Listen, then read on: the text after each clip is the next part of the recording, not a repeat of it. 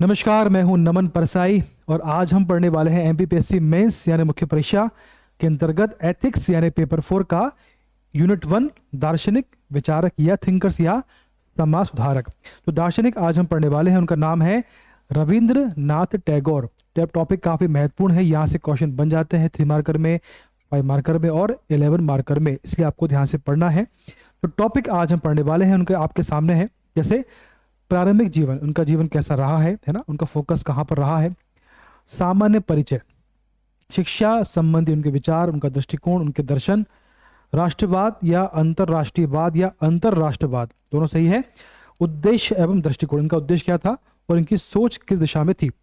अब देखिए, जो नोट्स हम क्लास में पढ़ते हैं, यदि आप उन्हें प्राप्त करना चाहते हो तो इस नंबर पर कॉल करिए, आपको सारी नोट्स प्राप्त होंगे मात्र 499 में पीडीएफ फॉर्म में। चलिए अब बात करते हैं इनका सामान्य परिचय, इनका जन्म कहाँ हुआ, सारी बातें। तो अभी 7 मई 1861 में पश्चिम बंगाल के कलकत्ता में इनका जन्म हुआ। इनकी माता का नाम था शारदा देवी, पिताजी का नाम था देवेंद्रनाथ। साहित्य इनका विषय रहा है, इसी दिशा में इन्होंने काम किया है। सेंट जेवियर लंदन कॉलेज से इन्होंने शिक्षा प्राप्त करी है और 7 अगस्त 1941 में इनकी मृत्यु हो जाती है। इनका जीवन कैसा रहा है तो हम जान चुके हैं कि भैया कलकत्ता में इनका जन्म हुआ था 1861 में, है ना। तो भी 1861 में इनका जन्म हुआ था, ये हमने समझ लिया है ना। इसके बाद में साहित्य की दिशा में इन्होंने काम किया, तो साहित्य के क्षेत्र में इनकी काफी रुचि रही है ना। साहित्य जैसे कविता है, साहित्य है, संगीत है, नृत्य है, इस दिशा में इनकी रुचि रही है।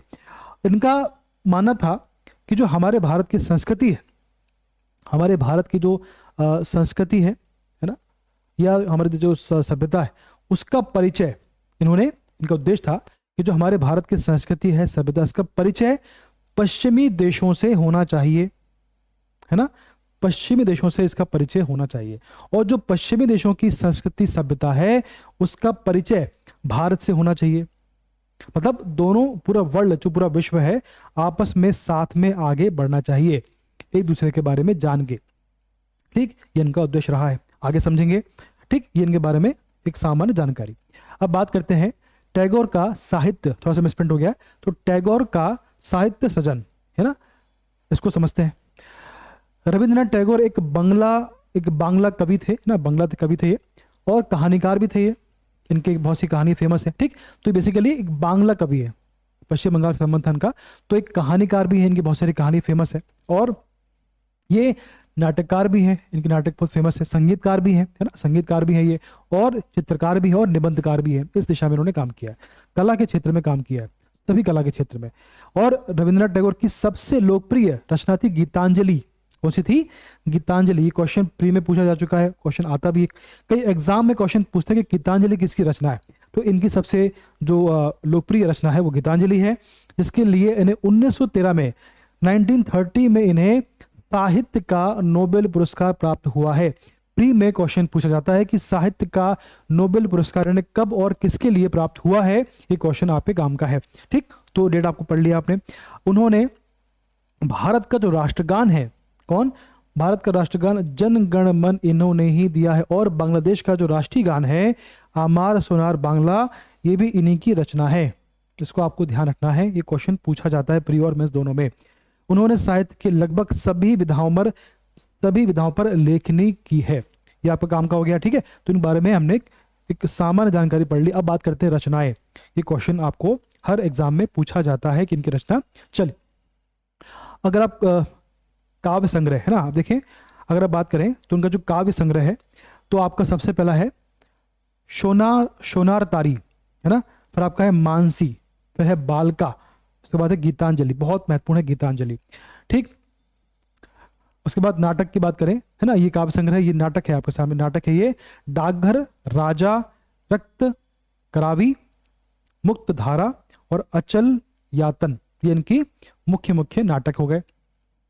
अब देखो हम बात करेंगे कहानी व उपन्यास। इनके जो कहानी उपन्यास फेमस है, तो कुछ आपके सामने है, तो बहुत सारे, लेकिन जो मेन है ना, घरे बाइरे, गोरा फेमस हुआ था, पोस्ट मास्टर फेमस हुआ था, योगा योग और घाटेर कथा, और भी है, लेकिन मुख्य मेन यही है। ठीक है, तो ये आपका नाटक हो गया, नाटक, काव्य संग्रह और कहानी और उपन्यास। चलिए अब बात करते हैं आगे। अब इनके बारे में एक आर्टिकल मुझे मिला छोटा सा, इसको पढ़ते हैं ताकि इनके बारे में जानकारी प्राप्त हो कि भैया रविंद्रनाथ टैगोर ने लिखा कि भारत जनगण मन ने क्या क्या लिखा है इनकी रचना। तो जनगण मन और बांग्लादेश का अमा सुनार का राष्ट्रगान, श्रीलंका का राष्ट्रगान भी इनसे ही प्रभावित है। इसके बाद देखें, वर्ष 1915 में मिली नाइटहुड की उपाधि को टैगोर ने 13 अप्रैल 1919 के हुए जलियांवाला बाग हत्याकांड के विरोध में इन्होंने लौटा दिया था। यह भी इफेक्ट बन जाता है कि किसने नाइटहुड की उपाधि वापस की थी, तो इन्होंने वापस की थी जलियांवाला बाग हत्याकांड के विरोध में, जो कि 13 अप्रैल 1919 को हुआ था। ये भी आपका फैक्ट काम का है। टैगोर को उनकी काव्य रचना गीतांजलि के लिए 1913 में साहित्य के क्षेत्र में नोबेल, इसको पढ़ लिया। ठीक, चलिए आगे बढ़ते। अब हमारे नोट्स आते हैं।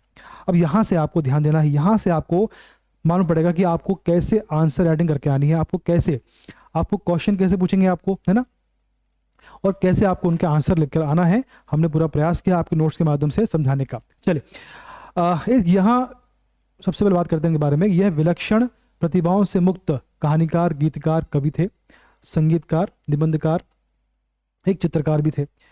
भारतीय संस्कृति के सर्वश्रेष्ठ रूप से पश्चिमी देशों की पहचान कराने में, है ना, टैगोर की महती भूमिका थी। मतलब अपने जो संस्कृति को पश्चिमी देशों में इन्होंने इसकी पहचान करवाई है, उसकी उनकी भूमिका रही। उनके इन्हीं कार्यों स्वरूप 1913 में गीतांजलि उन्हें साहित्यकार नोबेल पुरस्कार प्राप्त हुआ। ये सत्याही प्राप्त करने वाले प्रथम भारतीय रहे हैं, है ना, ये इत्यादि प्राप्त करने वाले। अब बात करते हैं ये ख्याति, मतलब जो ख्याति ने प्राप्त हुई है ये पहले भारतीय रहे। इनके शिक्षा संबंधी विचार, शिक्षा क्षेत्र में क्या विचार थे इनके। टैगोर भारत में विद्यालय प्रणाली के हिमायती थे, है ना, विद्यालय होना चाहिए था। उन्होंने शिक्षा को प्रभावशाली औजार के रूप में विकसित किया है।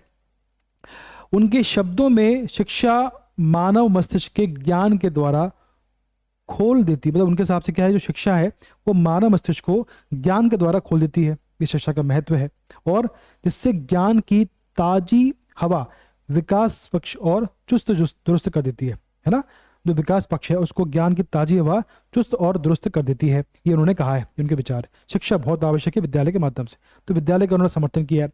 शिक्षा संबंधी चिंतन, उनका चिंतन कह लो, है ना, दर्शन कह लो, उनका दृष्टिकोण कह लो, सब एक ही है। तो भी उन्होंने कहा है कि टैगोर ने शिक्षण संस्थाओं की ग्रामीण पद्धतियों पर जोर दिया है। जो ग्रामीण पद्धति है उस पर उन्होंने जोर दिया है ना, जो गुरुकुल वाली श्रेणी थी उस पर जोर दिया है। ठीक, शिक्षण संस्थानों की ग्रामीण पद्धति पर उन्होंने जोर दिया है। अगला क्या है, शिक्षा के काल के जीवन में ब्रह्मचर्य अवस्था को अपरिहार्य माना है, बहुत ही अवश्य माना है, अपरिहार्य माना है। शांति निकेतन में बहुमुखी विद्यालय खोलने का निर्णय लिया है ना। शांति निकेतन में बहुमुखी, सभी दिशा में आपको आगे बढ़ाने के लिए, है ना। और प्राचीन काल की तपोवन शिक्षा पर बल दिया है। प्राचीन काल में थी ना तपोवन, आपको अपने घर छोड़ के रहना है, सब काम वही करना है, उस दिशा में काम किया है। शिक्षण संस्थानों में छात्रों की शासकीय भागीदारी का पक्ष लिया है ना। उसके बाद शिक्षा के साथ साथ संगीत नृत्य शिक्षा पर इन्होंने बल दिया है।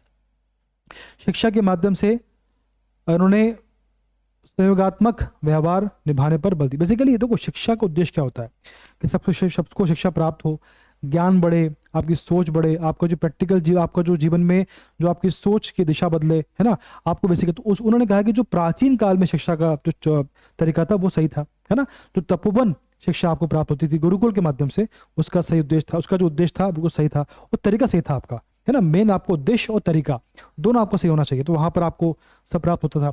और उन्होंने कहा कि जो शिक्षण संस्थानों में छात्रों की जो भागीदारी होती है ना, वो बहुत आवश्यक है। आप सब साथ में काम करें, सब साथ में एक उद्देश्य के लिए काम करें, तो आपका जो उद्देश्य है पूरा होता है, और सबके जो जीवन है उसमें भी बदलाव आता है ना। इसके बाद में ये सब उन्होंने बात बोली है ना। तो ये आपको सामने फैक्ट हो, बेसिकली ये आंसर है, ये क्वेश्चन का आंसर है। कभी क्वेश्चन आ गया कि शिक्षा संबंधित चिंतन लिखें आप टैगोर के, तो ये आपका पूरा आंसर है, बना बनाया। ठीक, इसमें आपको कुछ भी परिवर्तन नहीं करना है। चलो आगे बढ़ते हैं। राष्ट्रवाद एवं अंतरराष्ट्रवाद संबंधी विचार, इसको समझे आप। टैगोर राष्ट्रवादी होने के साथ साथ अंतरराष्ट्रवादी व्यवस्था के भी समर्थक थे। मैंने आपसे कहा है कि उनका उद्देश्य था कि जो हमारे भारत की और पश्चिम देशों की संस्कृति है वो आपस में सभी को परिचय कराना आवश्यक है, ऐसा होना चाहिए, और उन्होंने ऐसा किया भी। ठीक, तो अंतरराष्ट्रवाद के समर्थक थे ये। ठीक है, अब देखिए जरा इसमें और क्या है। विश्व भ्रातृत्व की संकल्पना में विश्वास रखते थे। भाईचारा, है ना, पूरे विश्व को एक साथ आगे आकर काम करना चाहिए। तो क्या बोला उन्होंने यहाँ पे, तो जो उनके शब्द देखो आप, जो उनके वर्ड्स हैं कितने अच्छे, देखो क्या बोला उन्होंने, अंतरराष्ट्रीय, क्योंकि वे विश्व विश्व भ्रातृत्व विश्व भ्रातृ सब आपस में भाई हैं, ये उनका उद्देश्य था, उनके विचार थे कि पूरा विश्व आपस में सबको एक भाई, एक अपना भ्रातृत्व का भावना होना चाहिए, सब मेरे भाई हैं, सब मेरे भाई बहन है, तभी आपका विकास होगा, है ना, जिन्हें अधोलिखित किया गया है। क्या लिखा है, संकल्प नाश ने विश्वास करते थे जिन्हें अधोलिखित किया गया, जो आगे नीचे लिखा हुआ है। टैगोर का राष्ट्रवाद संकुचित ना होकर विस्तृत था। उनका राष्ट्रवाद ऐसा नहीं कि भारत के लिए, पूरे विश्व के लिए उनका था, ठीक है, तो पूरे विश्व की उनकी संकल्पना थी। अपनी राष्ट्रवादी विचारधारा में उन्होंने समाजवादी उन्होंने घृणा प्रदर्शित की है ना। टैगोर का राष्ट्रवाद देश की सभ्यता, संस्कृति व गौरवमयी परंपराओं के प्रति समर्पण की भावना रखता था, है ना, समर्पण की भावना होना चाहिए। टैगोर के राष्ट्रवाद में मानववाद, लोकतंत्र एवं स्वतंत्रता के मूल्य समाहित थे, है ना। देखो ये क्या है ना, अभी आपका जो क्वेश्चन है इसका मैं ज़्यादा आपको डिफाइन नहीं कर रहा हूँ, बेसिकली आपको आंसर, एक प्रॉपर आंसर देना मेरा उद्देश्य है कि क्वेश्चन कभी आ गया तो उसका आंसर कैसा आपको फ्रेम करके आना है, ये मेरा उद्देश्य। इसे बहुत हम डीप नहीं जाएंगे, एग्जाम आपके कल ही आपका मतलब अभी आपका मैथ्स चालू हो चुका है, बहुत कम दिन में आपका पेपर एथिक्स का होने वाला है, इसलिए आपको ये आंसर आपको प्राप्त करना मेरा उद्देश्य है। चलिए ठीक, ये आपका आंसर हो गया। अब देखें इसमें और देखें, है ना, ये देखो आप, अब क्या लिखा है इसमें, टैगोर राष्ट्रवाद को विस्तृत कर अंतर्राष्ट्रीयवाद प्रवेश करना चाहते थे, तो क्योंकि उनके अनुसार विश्व विभिन्न संस्कृतियों का संगम है। देखो एक होता क्या है ना कि आपके पास कोई संस्कृति है, सभ्यता है, आप उसमें निपुण है, लेकिन आपको ऐसा लगता है कि आप निपुण है, लेकिन हो सकता है आप कुछ कमियां आप में हो। अगर वो कमी आपकी पश्चिम देशों से पूरी अगर हो रही है तो उसमें बुराई क्या है इसमें। अगर हम साथ में, देखो होता क्या, अगर हम साथ में काम कर रहे हैं, मैं अकेला काम कर रहा हूँ, अब मुझ में कुछ कमियां हैं मुझे नहीं पता, अगर दो लोग साथ में काम करेंगे तो दोनों की जो कमियां हैं वो अपने आप पूरी होंगी। इसी प्रकार से भारत की संस्कृति में अगर कुछ कमियां हैं तो वो पूरी कैसे होंगी। अगर आप पश्चिम देशों की संस्कृति सभ्यता को साथ में लेकर काम करेंगे तो दोनों में जो कमियां हैं वो ठीक हो पाएंगी और सभी साथ में आगे बढ़ पाएंगे। ये हो गया आपका, ठीक, चलो ये आपका हो गया। अगला आपका टैगोर का अंतर्राष्ट्रीय विश्व मानववाद के समग्र विकास में आवश्यक है जिसमें नवीन संस्कृति प्रभावित हो।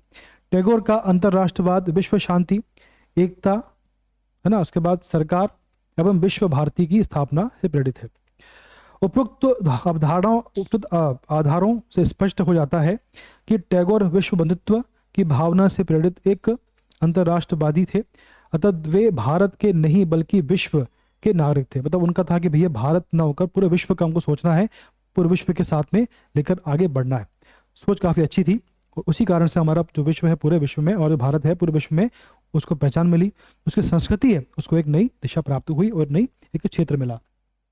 अब टैगोर का उद्देश्य व दृष्टिकोण पढ़ते हैं।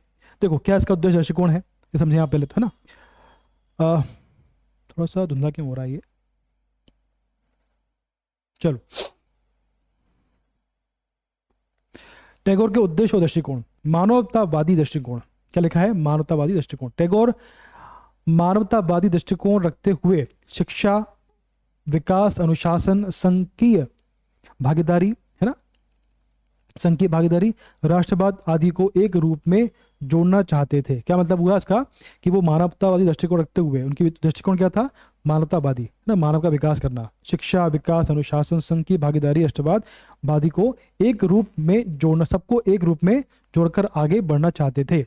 अब क्या शिक्षावादी दृष्टिकोण, टैगोर ने शिक्षा की बहुमुखी प्रणाली का अनुसरण करना उचित बताया, जिसमें सामान्य शिक्षा के साथ साथ संगीत, चित्रकला, नृत्य, मतलब व्यक्ति सिर्फ एक दिशा में आगे नहीं बढ़े, साथ साथ मतलब पढ़ाई के अलावा और भी दिशाओं में वो साथ में आगे बढ़ना चाहिए।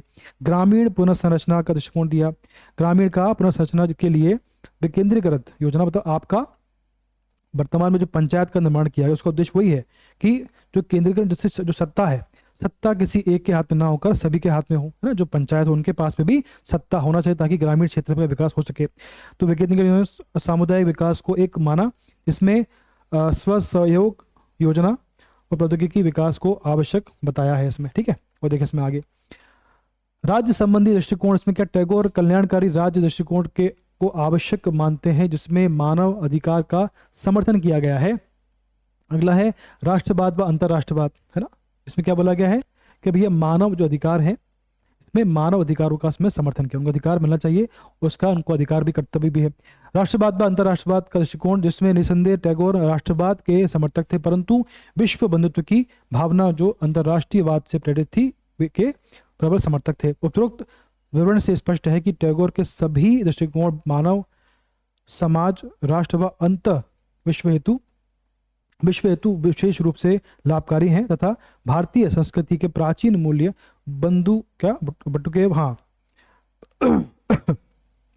वसुदेव कुटुंबकम से प्रेरित थे। क्या लिखा है यहाँ पे, थोड़ा सा राइटिंग दिक्कत है, वसुदेव कुटुंबकम से प्रेरित थे कि पूरा देश एक परिवार है, पूरा विश्व एक परिवार के रूप में उन्होंने माना है और सबको साथ में आगे बढ़ना ही उनका उद्देश्य था। इसी प्रकार हमारा ये क्लास आज समाप्त होती है, आगे बढ़ते रहेंगे।